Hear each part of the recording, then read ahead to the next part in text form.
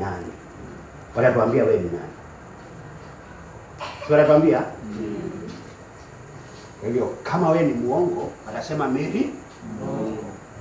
Kwa hiyo swali langu liko pale pale. Who are you? Simeenda vizuri? Amen. Who are you? Kwa hiyo Yesu akasema, hamwezi mkanijua mimi ni nani kabla ya kujua huko mmetoka watu wananiita mimi ni nani. Mstari wa 14. Wakasema, wengine hunena uYohana Mbatizaji. Usimama hapa. Wajua hata majibu niliyokuwa nayapata hapa, wajua alikuwa ananishangaza. Hawa watu wamekuwa na nani? Na Yesu, si ndio? Wamekuwa na Yesu miaka mingi. Na hao watu ambao wanapeana yale majibu si ya kwamba walikuwa hawamjui Yesu.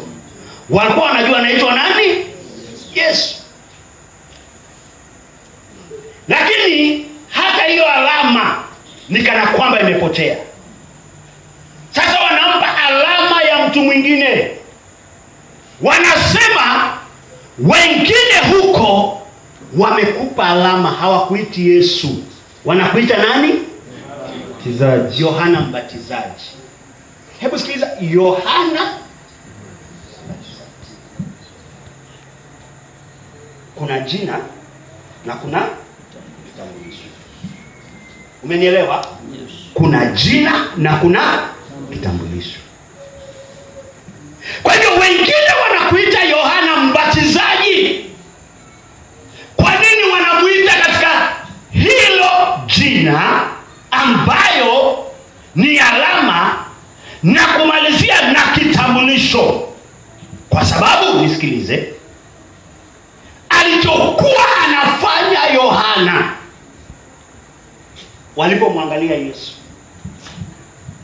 walipomwangalia Yesu huyu ambaye anajiita mwana wa Adam, walipomwangalia na kile Yohana anakifanya.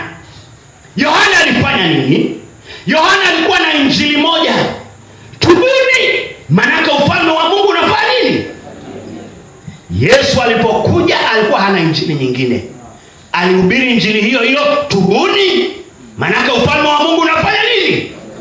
Kwa hivyo walipomuona hawakuona utofauti wa kitambulisho. Alichofanya Yohana ndicho Yesu anafanya. Kwa hivyo wewe ni Yohana, hicho ndio kitambulisho. Kwa hivyo kazi, mwambie mwenzako kazi ndio kitambulisho chako. Na kitambulisho chako tumesema ndio hatima yako. Usisahau. Kwa hivyo kazi ambayo Yohana anaifanya ndio kitambulisho chako. Kwa hivyo wewe ni Yohana Mbatizaji. Endelea kidogo tu.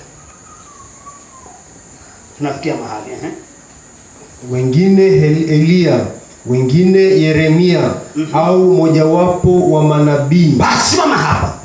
Wengine Elia, wengine Yeremia, kwanza wametupa alama, alafu wakaunganisha ile alama na kitambulisho. Maana Elia alikuwa nani? Nabii.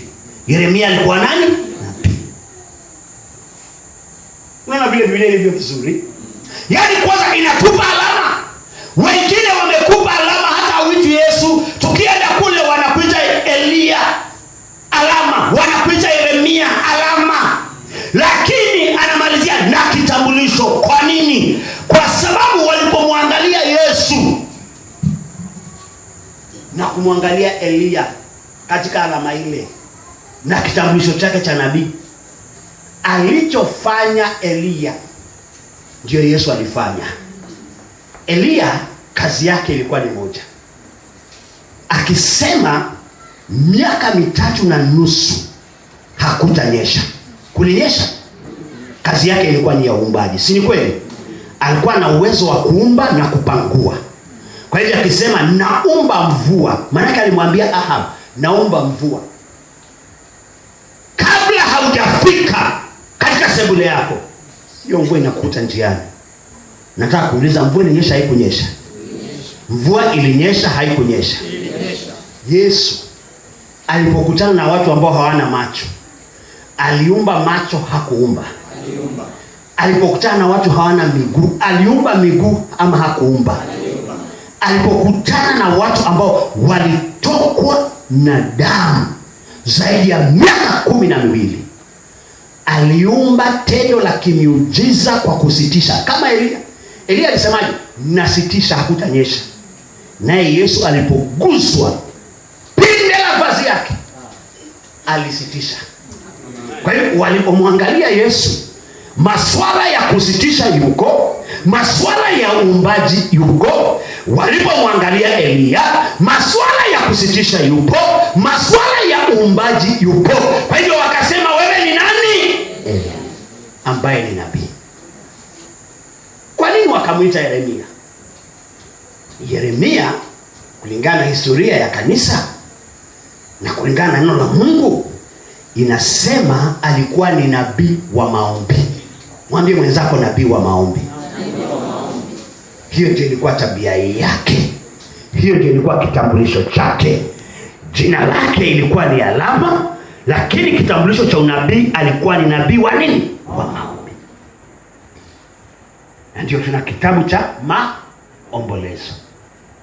Alikuwa na uwezo wa kuomboleza zaidi ya mtu mwingine yeyote.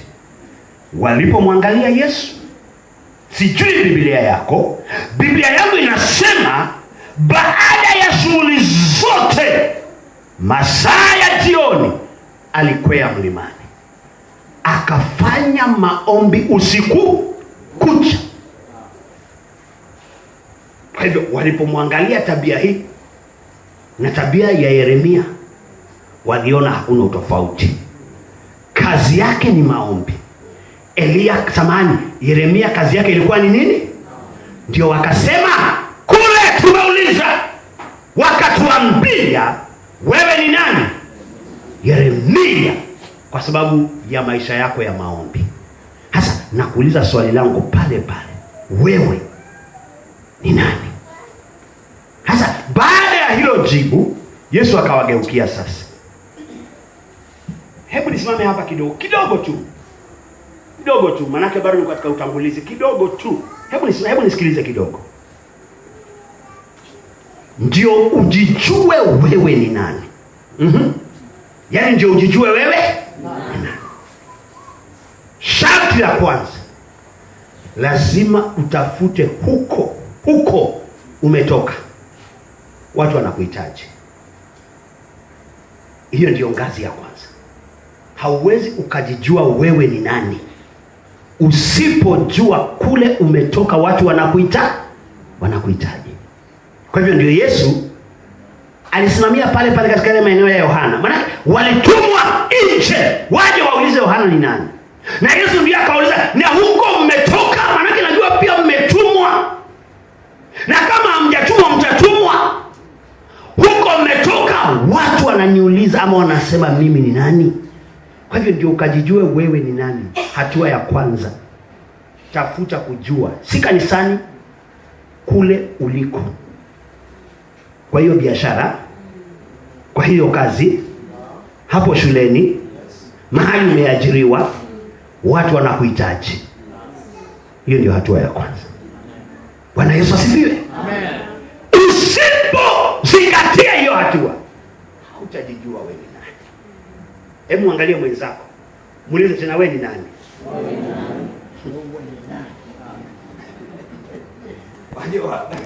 Hebu nikwambie, wajua haijalishi una miaka mingapi. Wajua unaweza kuwa na miaka 50 lakini bado hujajijua wewe ni nani. Mimi nitakudhibitishia katika neno la Mungu. Nitakudhibitishia. Unaweza kuwa na miaka 50 lakini bado haujajijua. Na hebu nikupe taarifa. Hakuna yoyote atafikia utimilifu wa kujijua 100% yeye. Hakuna. Haiwezekani. Maana neno la Mungu. Neno la Mungu linasema ni yeye peke yake atakuja kutukamilisha kujijua 100%. Kwa hivyo tutaendelea kujijua maasilimia tofauti tofauti. Kwa hivyo leo labda umejijua asilimia 40, mwingine amejijua asilimia 50, mwingine amejijua asilimia 60. Na kadri unavyoendelea kujijua, unabadilisha mazingira ya maisha yako. Amen. Na kutangazia utabadilisha mazingira ya maisha yako. Amen. Na kutangazia tena utabadilisha mazingira ya maisha yako. Unapoendelea kujijua wewe ni nani. Amen. Na kutangazia maisha yako hayatakuwa jinsi yalivyo. Ukiendelea kujijua wewe ni nani, lazima mazingira yatakutii. Mazingira lazima yatakutii. Hautasurutishwa na mazingira, lakini utayasurutisha mazingira. Kama ilivyokuwa na Elia alipojijua yeye ni nani, alisema miaka 3.5 hakutanyesha.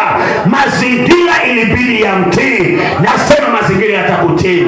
Nasema tena mazingira